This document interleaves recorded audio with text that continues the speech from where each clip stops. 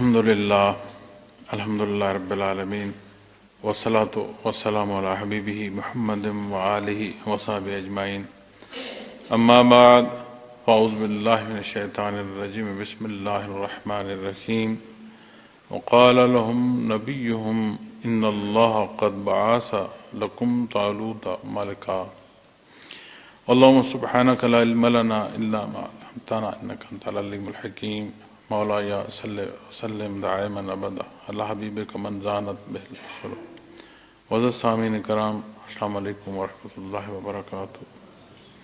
ارشاد باری تعالیٰ ہے اور ان کے نبی علیہ السلام نے انہیں فرمایا کہ یقیناً اللہ نے طالوت کو تمہارے لیے بادشاہ مقرر فرمایا ہے۔ ان آیات میں بنی اسرائیل کا وہ واقعہ بیان فرمایا جا رہا ہے کہ جس میں ایک وقت ایسا آیا کہ ان کے حالات ایسے تھے کہ وہ آبادیوں سے نکالے گئے، ان کے شہر جو ہیں وہ تباہ ہوئے، قتل و غارت ہوئی، اور اس سارے کی جو بنیادی حصہ ہے مفسرین کرام جب اس پر تحقیق لکھتے ہیں تو بے عملی تھی، دین سے دوری تھی اور خود پسندی تھی۔ تو آہستہ آہستہ ایسے نتائج سے دوچار ہوئے کہ دنیا کی زندگی میں بھی تنگی پیدا ہو گئی۔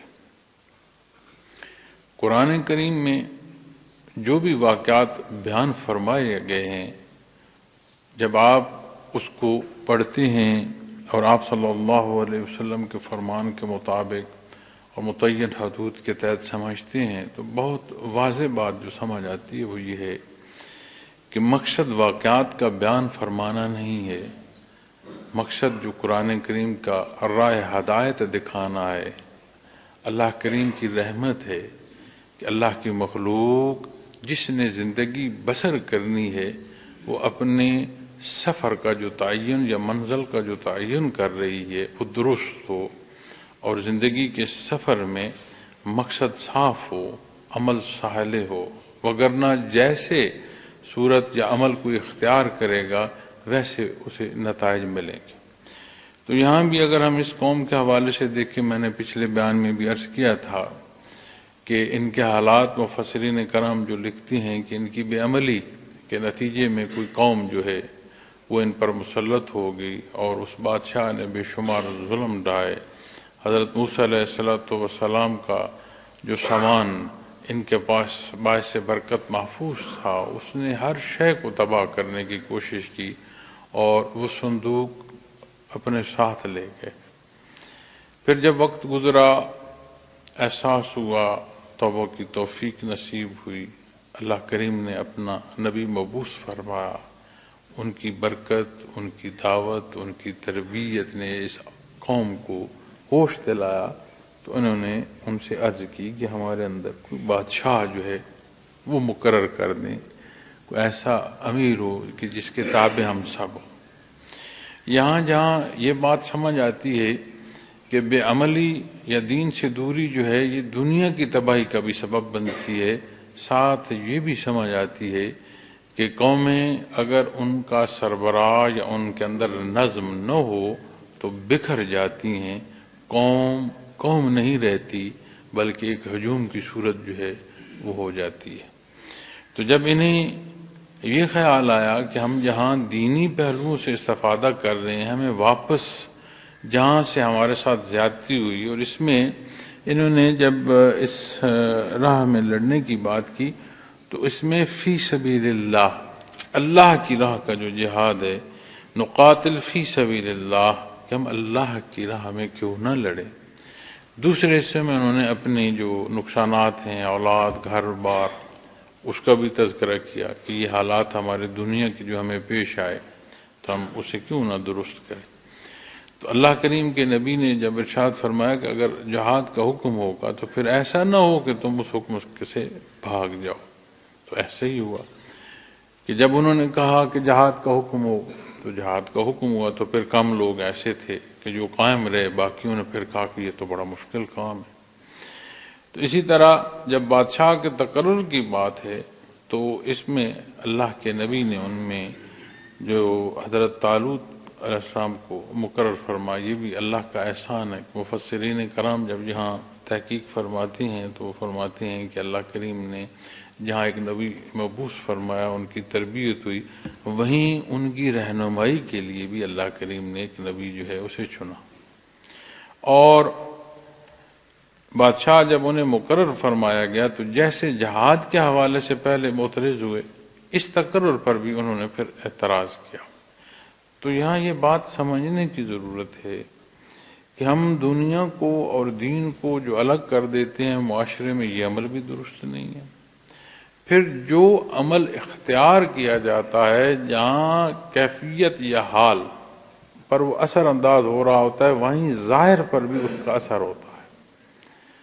اسی لیے آج ہم اپنے معاشرے کی کمزوریوں یا خرابیوں کو نہیں دیکھتے، لیکن نتائج کو دیکھتے ہوئے یہ کہتے ہیں کہ یہ مسائل کیوں ہیں، بے رغبتی کیوں ہے، بے لحاظی کیوں ہے، بد اخلاقی کیوں ہے، ہم اپنے ہاتھوں اپنے ملک میں بجائے تعمیر کے تخریب کیوں کرتے ہیں، حالانکہ تخریب میں بھی تو ایک طاقت لگ رہی ہے، ایک وقت کا استعمال ہو رہا ہے، یہ ایسا کیوں ہے؟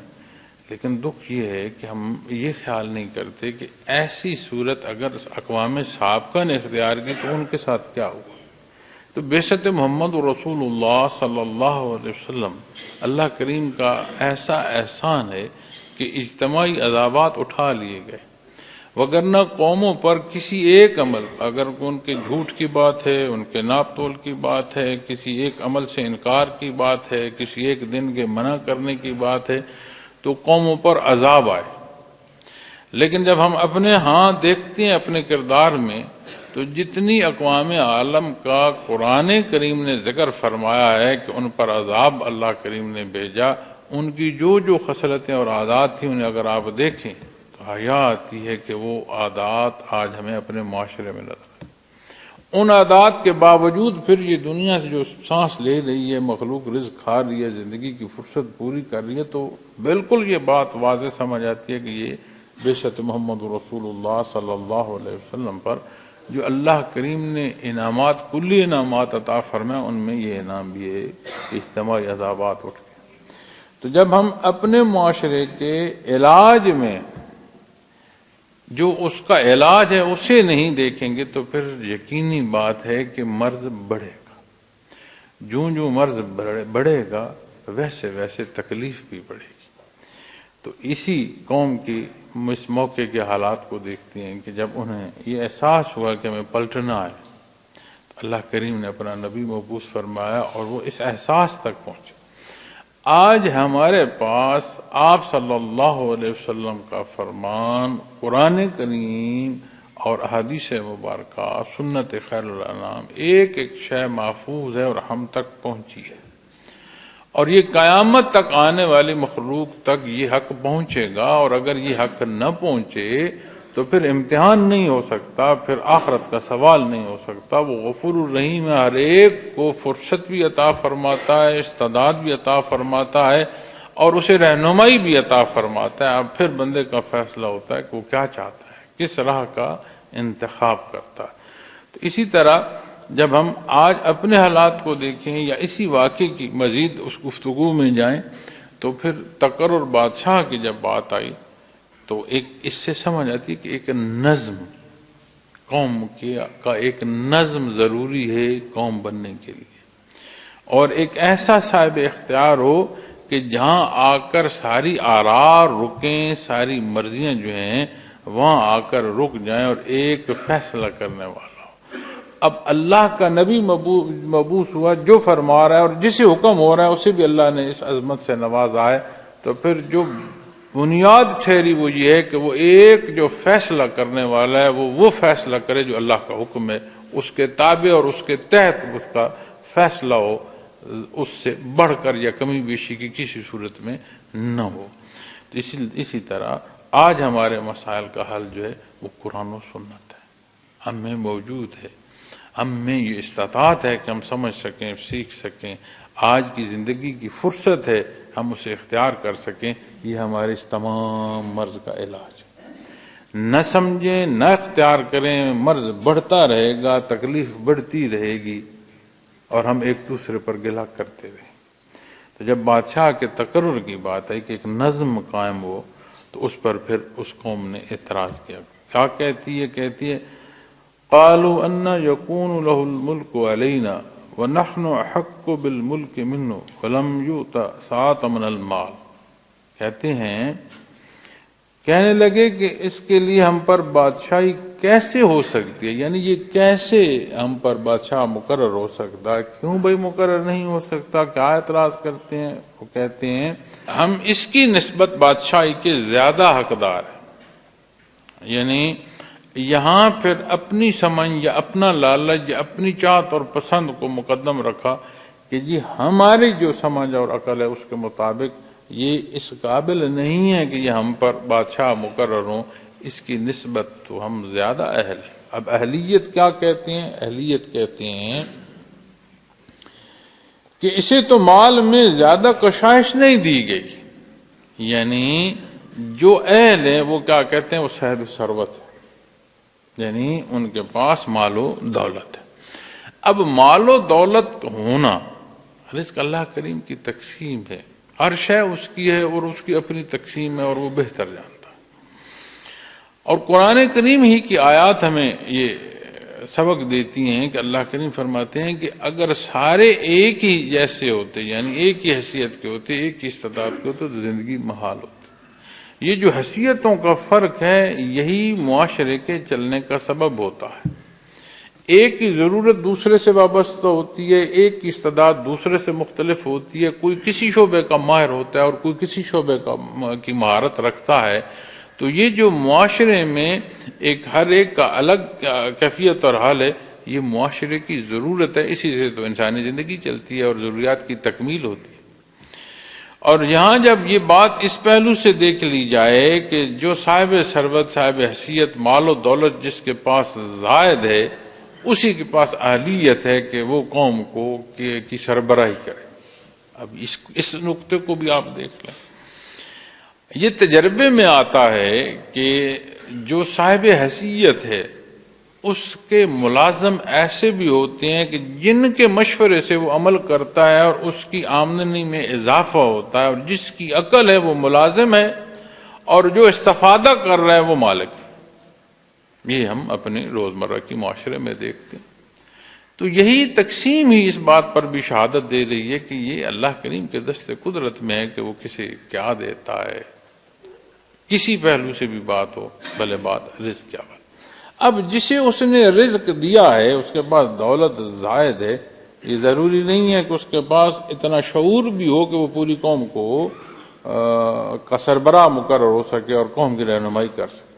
لیکن آج ہم جب اپنے معاشرے میں دیکھتے ہیں تو ہمارا معیار ہی یہی ہے کہ آج ہم یہ خیال کرتے ہیں کہ جس کے پاس پیسہ ہے اسی کے پاس سربراہی ہو، ہم یہ نہیں دیکھتے کہ کیا اس کے پاس وہ شعور بھی ہے، اور وہ کون سا شعور ہے جو بندے کو دین اسلام پر نہ لا کھڑا کرے۔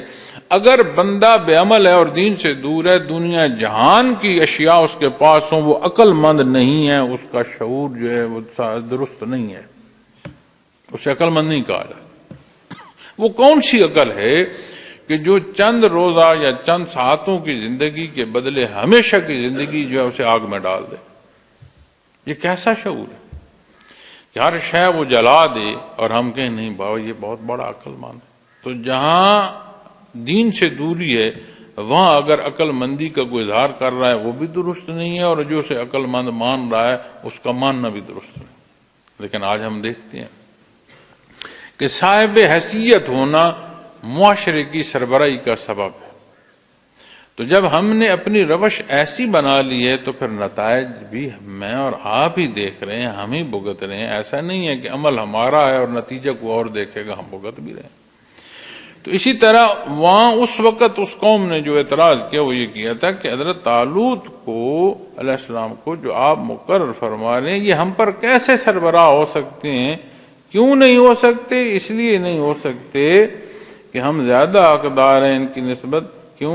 مال میں زیادہ کشائش ان کی نہیں ہے، یعنی ہم مالدار ان سے زیادہ ہیں۔ تو پیمانہ تو پھر مال ہوگا، بندہ نہ رہا۔ جس موضوع پر بات ہو رہی ہے اس سے متعلق جو اس بندے کا وصف ہے وہ موضوع نہ رہا، حیثیت موضوع ہوگی، تو پھر قال ان اللہ اصطفاہ علیکم وزادہ بسطۃ فی العلم والجسم۔ اب اللہ کا نبی جو جواب دیتا ہے اللہ کا فرمان ہوتا ہے۔ اب اللہ جل شانہ نے دو اوصاف بیان فرمائے،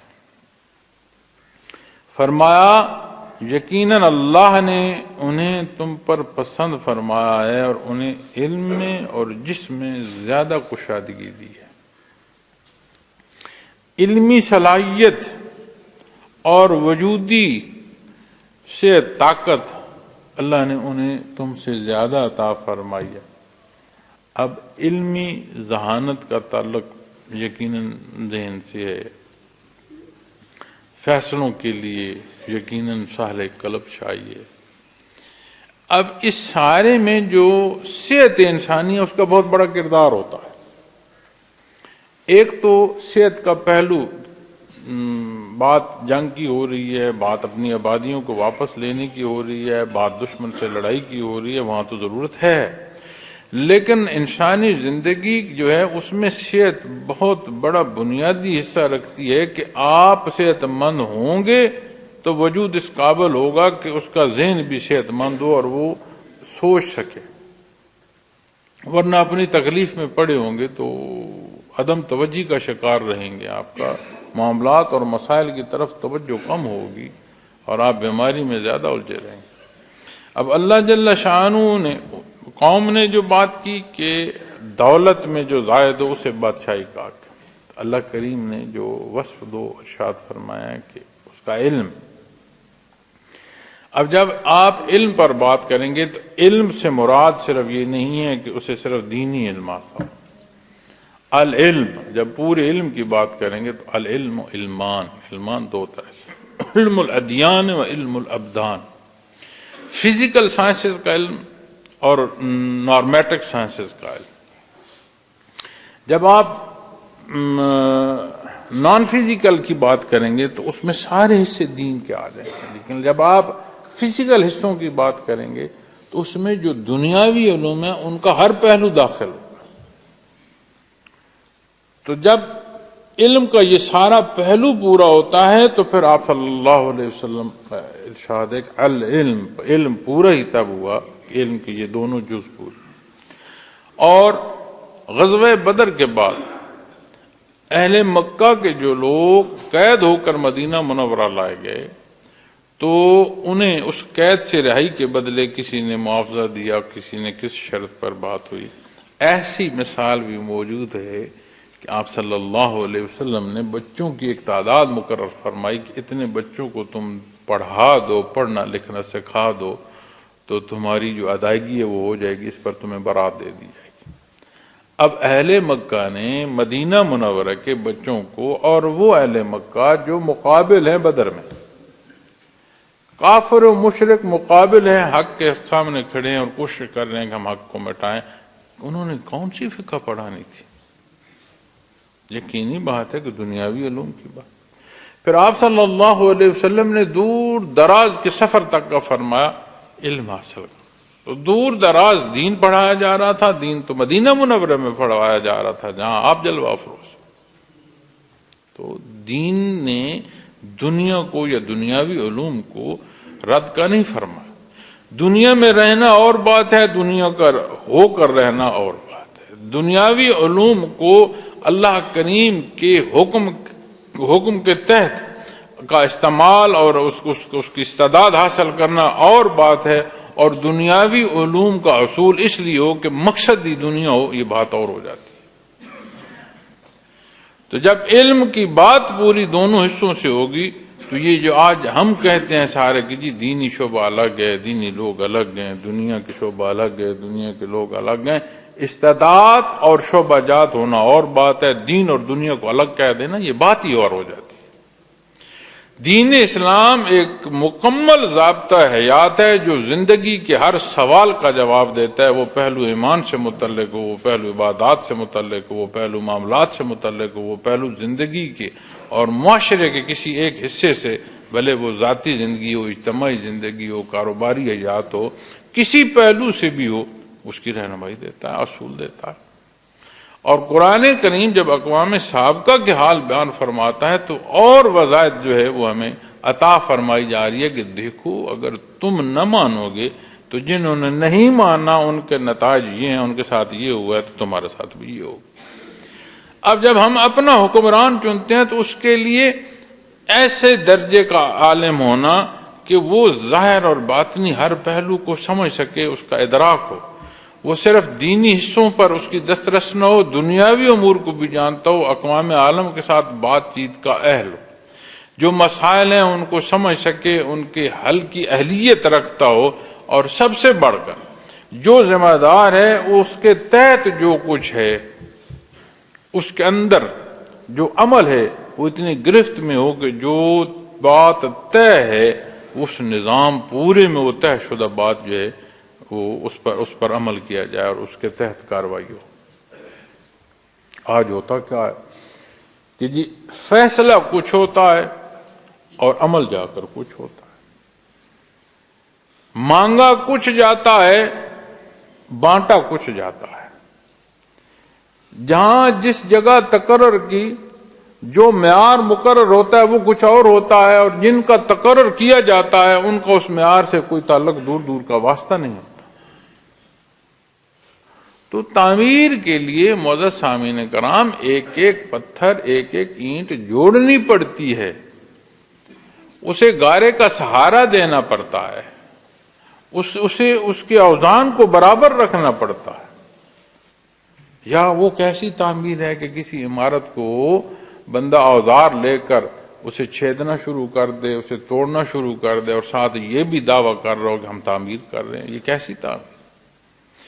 تو جب کوئی عمل کرتا ہے، کوئی ہو بلا تفریق، اسے اللہ نے وہ وجود دیا ہے جس سے وہ عمل کر رہا ہے، بات بھلے سوچ سے آواز تک کی ہو، بات بھلے اس کیفیت سے عمل تک کے حصوں کی ہو، کہیں کوئی بھی ہو، اسے اللہ نے وہ کچھ دیا ہے جسے بروئے کار لا کر وہ عمل کر رہا ہے۔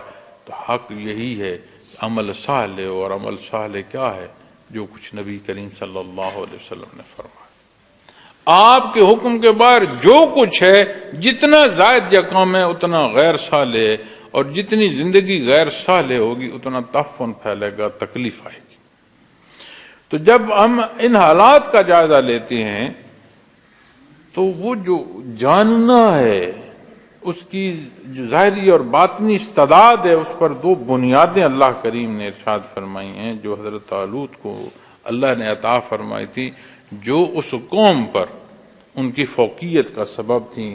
فرمایا اور اللہ نے انہیں علم اور جسم میں زیادہ کشادگی دی ہے، یعنی وہ سمجھتے اور جانتے ہیں، اور اس کے اطلاق کی قوت ہے ان کے پاس۔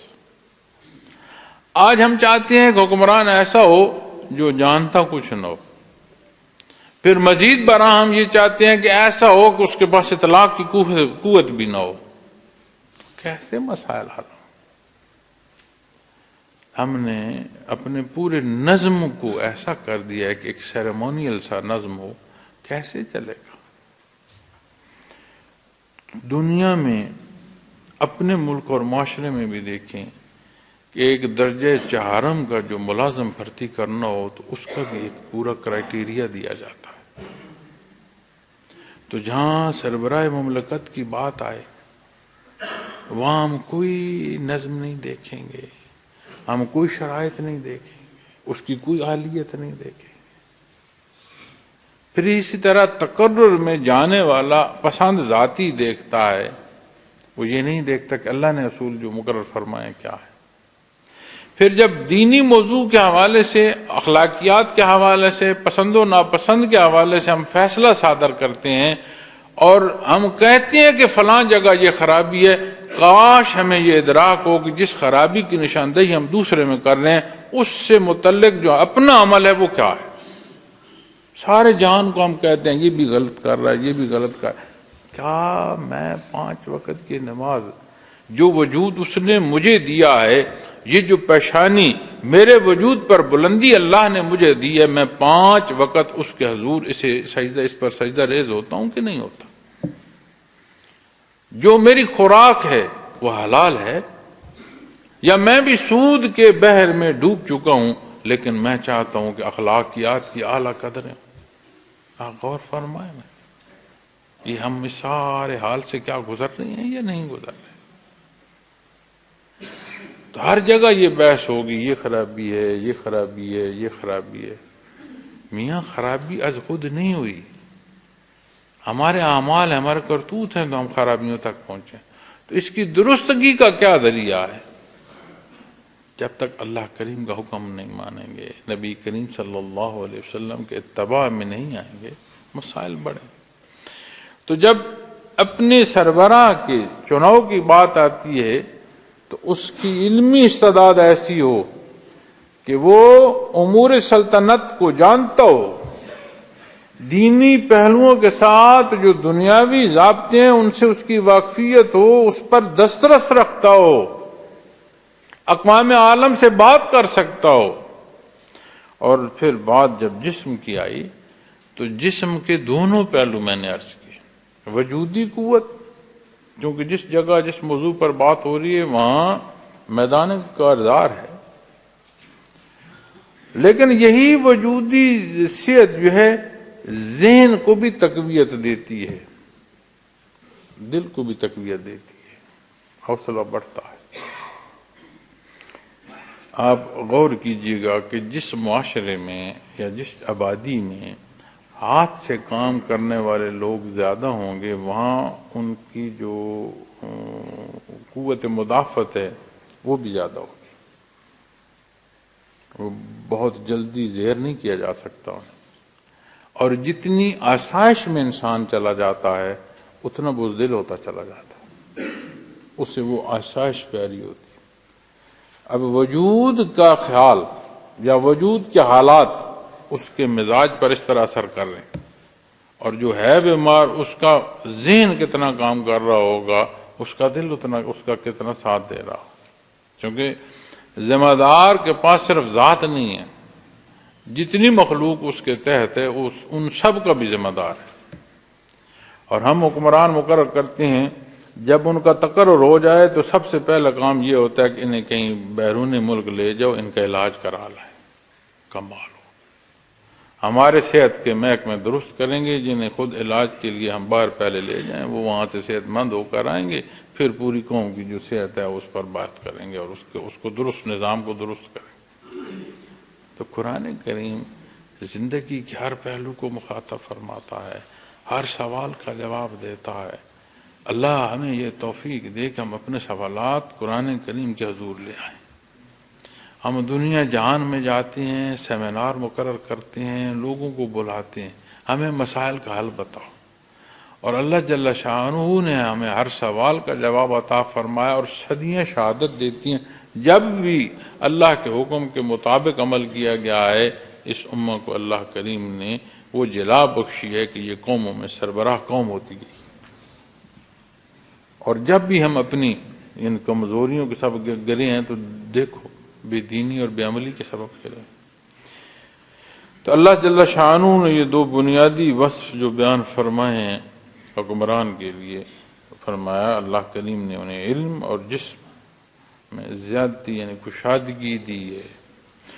واللہ یؤتی ملکہ من یشاء واللہ واسع علیم، فرمایا اللہ جسے چاہتے ہیں ملک عطا کرتے ہیں، اور اللہ کشائش والے، جاننے والے، واسع،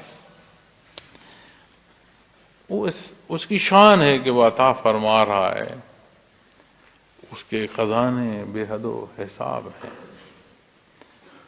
اور وہ لٹا کے عطا کر کے راضی ہوتا ہے، خوش ہوتا ہے۔ ساری مخلوق محتاج ہے، وہ ایک ذات ہے جو بے نیاز ہے۔ تو وہ فرما رہا ہے جسے چاہتا ہے اسے ملک عطا کرتا ہے۔ جب ہم بحیثیت مسلمان اور ایمان کی مضبوطیوں سے یہ پڑھیں اور اس پڑھنے کو سمجھیں کہ واللہ یؤتی ملکہ من یشاء، کہ وہ جسے چاہتا ہے عطا کرتا ہے. تو پھر یہ جھگڑا تو ختم ہو جائے کہ بادشاہی مجھے دے دو، بادشاہی مجھے دے دو. اہلیت ہو، اس اہلیت کی دو بنیادی اصول بیان فرمائے. پھر جسے وہ چاہتا ہے اسے وہ دیتا ہے. اب جسے اس نے وہ موقع دیا وہ یہ کہتا ہے میں خوش بخت ہوں. آج کی ہم اپنی سیاسی حالات کو دیکھتے ہوئے دیکھتے ہیں کہ جو کسی جگہ پر یا کسی حیثیت میں پہنچتا ہے وہ کہتا ہے جی بڑی بختوں کی بات ہے. جس دن اس اختیار کا حساب دینا ہوا اس دن اس حساب سے نکل گئے نہ پھر سمجھ آئے گی کہ بختوں کی بات ہے. یہ بڑے بخت. میں اپنے وجود اپنے اختیار کا حساب میں نے دینا ہے، اور جتنا میرا اختیار بڑھے گا اس سارے کا حساب نہیں دینا ہوگا. یہ جو مخلوق اللہ کی تڑپ رہی ہے، جس کے ساتھ بے انصافی ہو رہی ہے، جو بھوکی مر رہی ہے، جو افلاس کا شکار ہے، جسے کوئی تحفظ نہیں ہے، جسے کوئی انصاف نہیں مل رہا، اس پر جو بحثیت حکمران بیٹھ کر یہ سمجھے کہ میری خوش بختی ہے کہ میں سب سے اوپر آ گیا ہوں، کاش وہ یہ بھی دیکھے کہ ساری ذمہ داری کا جواب دینا ہوگا قیامت کے دن. حضرت عمر فاروق رضی اللہ تعالیٰ عنہ کے پاس صحابہ کرام حاضر ہوئے. آپ زخمی ہیں، وقت شہادت ہے. عرض کی اپنے بیٹے کو حکم فرما دیں، اس لائق ہے، دین بھی جانتے ہیں، دنیا پر بھی ان کی دسترس ہے کہ مسلمانوں کی امارت انہیں دے دی جائے. جانتے ہیں آپ رضی اللہ تعالیٰ عنہ نے کیا فرمایا؟ آپ نے فرمایا تمہارا کیا خیال ہے کہ قیامت کے دن خطاب کی نسل ہی کھڑی ہو اور اللہ کے حضور حساب دیتی رہے؟ یعنی حضرت عمر فاروق رضی اللہ تعالیٰ عنہ نے جو اپنی خلافت کا وقت گزارا، آپ فرما رہے ہیں کہ اس کا حساب دینا بڑا مشکل ہے. اور آپ نے اپنی خلافت کا وقت ایسے بسر فرمایا کہ زلزلہ آیا، زمین پر کوڑا مار کر آپ نے پوچھا کہ تو کیوں کانپتی ہے؟ کیا تجھ پر بے انصافی ہو رہی ہے جو تو کانپتی ہے؟ زلزلہ رک. اور آپ صلی اللہ علیہ وسلم کی دعا ہے، حضرت عمر فاروق کو آپ صلی اللہ علیہ وسلم نے اللہ سے دعا مانگی، یعنی آپ صلی اللہ علیہ وسلم کی دعا. اور انہیں کیا کہا جا رہا ہے؟ عرض کی جا رہی ہے کہ امیر المومنین بیٹے کو مقرر کر دیں کہ آپ کا بیٹا اس امارت پر آ جائے، دین بھی جانتا ہے، دنیا پر بھی دسترس ہے، اہل ہے اس کے. آپ نے فرمایا کیا تمہارا خیال ہے کہ قیامت کے دن خطاب کی ہی جو قوم ہے وہ وارث ہیں، وہ اللہ کو حساب دیتے رہیں گے مخلوق کا؟ تو آج جس کے پاس اختیار ہے، جتنا اختیار ہے، وہ یہ کیوں سمجھتا ہے کہ یہ اختیار اس کا ہے؟ اس کا نہیں ہے. واللہ یؤتی ملکہ من یشاء، اللہ کا ہے، وہ دے رہا ہے. واللہ، اللہ کیسا ہے؟ واسع، وسیع ہے، کشائش والا ہے، وہ دے سکتا ہے. تو نہ لے سکتا ہے، تو نہ دے سکتا ہے، تو خود معذور ہے، محتاج ہے. تیری محتاجی اتنی بڑی معذوری ہے کہ یہ تو کیسے کہتا ہے کہ میں لینے والا یا میں دینے والا؟ یہ فیصلے اللہ کی. اب اس نے جسے جہاں جو حیثیت یا جو موقع دیا ہے اس کے پاس حساب دینا. اور متعدد جگہ قرآن کریم فرماتا ہے کہ جو تمہارے درمیان مسائل ہیں، جو تمہارے اعتراضات ہیں یا تمہاری باتیں ہیں، قیامت کے دن اس کا جواب دے دیا جائے گا، ہر شے واضح ہو جائے. واللہ واسع علیم، کشائش والا ہے، دے سکتا ہے، اور علیم ہے، وہ جانتا ہے کہ جو معذور پیدا ہوا ہے اس کے لیے وہ معذوری میں کیا ہے، جسے اس نے صحت دی ہے اس کی صحت میں کیا راز مضمر ہے، جسے اس نے اقتدار دیا ہے وہاں کیا بات ہے، اور جو مطیع ہے اس کے مطیع ہونے میں کیا بات ہے. تو ہمارے لیے ہر صورت، ہر حال اور ہر مقام پر وہ پہلو ہے کہ ہمارا جو اختیار ہے ہم اس کا استعمال کیا کر رہے ہیں. جو اللہ کریم کا فرمان ہے، جو اللہ کریم کا حکم ہے، جو قرآن کریم مجھے بتا رہا ہے، جو نبی کریم صلی اللہ علیہ وسلم نے اختیار فرمایا ہے، جو سنت خیر الانام مجھے نصیب ہو رہی ہے، میں کہاں ہوں؟ اتنی بڑی عطا ہے اور میں کہاں ہوں؟ میری سوچ، میرے اعمال کہاں ہیں؟ اور اگر ہم یہ خیال کریں کہ یہ روز صبح ہوئی اور شام ہو گئی، ایک دن آیا گزر گیا، نہیں. یہ جو ہمارے فکرے ہیں نا، ہاں وقت اچھا گزر رہا ہے، نہیں، یہ وقت مات گزارنے کو نہیں ہے. ایک ایک ساتھ کا حساب دینا پڑے گا، اور جب بات حساب کی آئے تو ایک ایک ساتھ بھی جو ہے وہ بھاری ہو جائے گی، بہت بھاری ہو جائے گی. اور اللہ کریم جانتے ہیں، اور اللہ جل شانہ ہی عطا فرمانے والے. وقال لهم نبيهم إن آيات ملكه أن يأتيكم التابوت فيه سكينة من ربكم وبقية مما ترك آل موسى وآل هارون تحمله الملائكة إن في ذلك لآيات لكم إن كنتم مؤمنين. ارشاد فرمایا، اور ان کے نبی علیہ السلام نے انہیں فرمایا بے شک اس کی بادشاہی کی نشانی یہ ہے کہ تمہارے پاس صندوق آئے گا جس میں تمہارے پروردگار کی طرف سے تسکین ہے. بات صندوق کی ہے، اور پروردگار رب العالمین اس کی طرف سے تسکین فرمائی، تسکین آئے گی.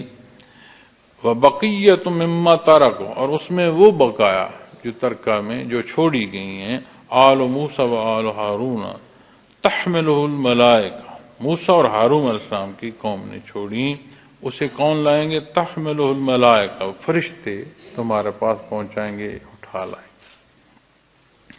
اب جب بخت نصر نے اس قوم پر، اس کی آبادیوں پر حملہ کیا، تو جہاں اس نے عبادت گاہیں اور آبادیاں تباہ کی، وہاں وہ بکسا یا وہ صندوق جو حضرت موسیٰ علیہ السلام اور حضرت ہارون علیہ السلام سے منسوب ہے، اسے بھی اٹھا کر لے.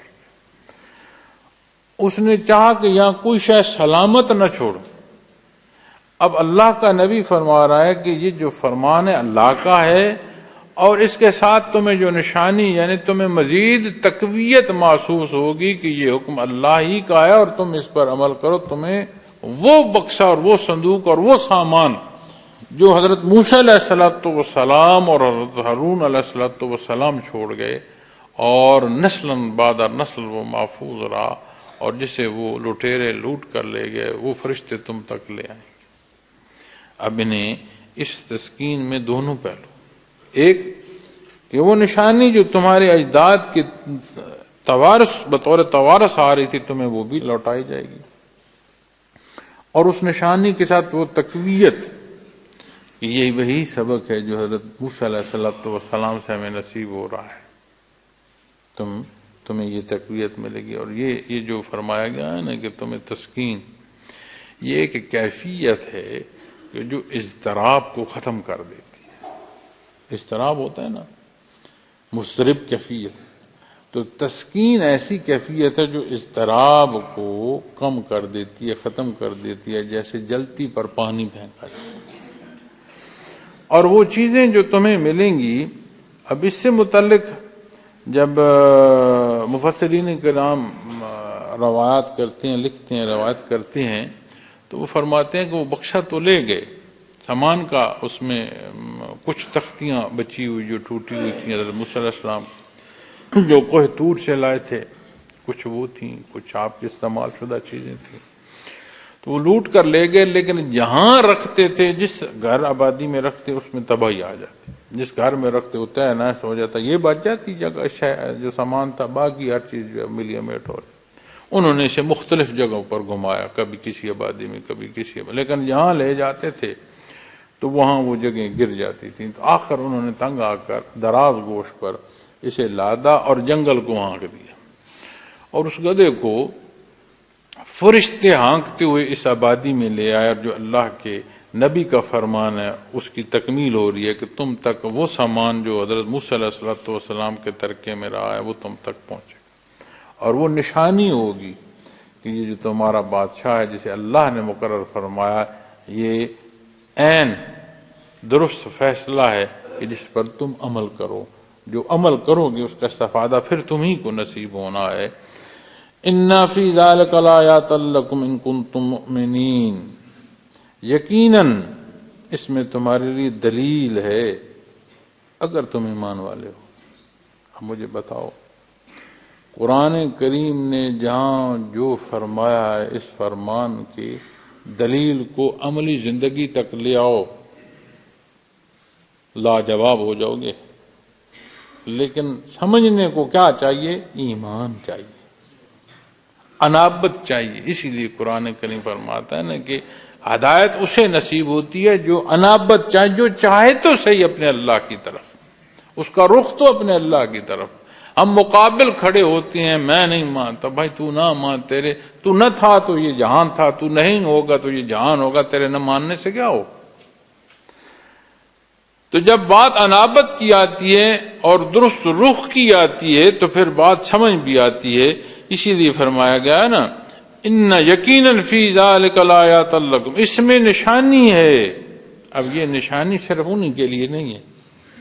آج جو میں اور آپ قرآن کریم کی اس تلاوت کا شرف حاصل کر رہے ہیں اور اس پر گفتگو نصیب ہو رہی ہے، ہم اپنے معاشرے کے سوال اٹھا رہے ہیں، ہم اپنے معاشرے کے سوالات کا جواب جو ہے وہ ایک دوسرے کے سامنے بیان ہو رہا ہے، سماعت ہو رہی ہے، تو پھر یہ اللہ کی نشانی اس قوم کے لیے تھی اور اس قوم کے لیے نہیں ہے جسے رب کائنات نے بعثت محمد رسول اللہ صلی اللہ علیہ وسلم سے نوازا ہے۔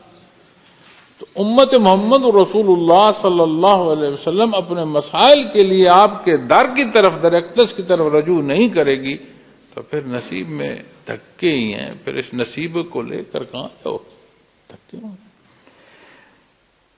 فرما ان کنتم مؤمنین، ایمان کی بات ہے۔ یہ جو شعبہ تصوف میں اللہ اللہ کرائی جاتی ہے، محنت کرائی جاتی ہے، بعض لوگ خیال کرتے ہیں مشاہدات بڑا کمال ہے۔ کئی لوگ مجھے بھی کہتے ہیں، وہ کہتے ہیں آپ کا اتنا عرصہ بیت گیا بچپن سے لے کر آج تک، ہمیں اور کچھ نہیں تو کشف القبور سکھا دو، ہم مردوں سے بات کریں۔